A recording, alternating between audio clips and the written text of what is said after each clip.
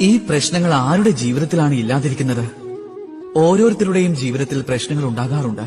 അതായത് ജീവിതമാകുമ്പോൾ സമയത്തോടൊപ്പം പ്രശ്നങ്ങളും വന്നുകൊണ്ടേയിരിക്കും.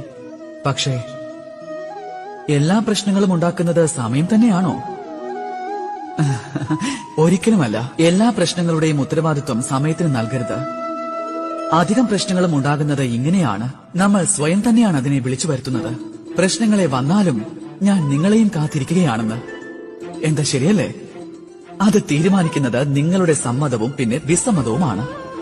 അധികം പ്രശ്നങ്ങളും ഉണ്ടാകുന്നത് ഇതുകൊണ്ടാണ്. അതായത് നമ്മൾ ഇടയ്ക്കിടയ്ക്ക് സമ്മതം മൂളുന്നതുകൊണ്ട്.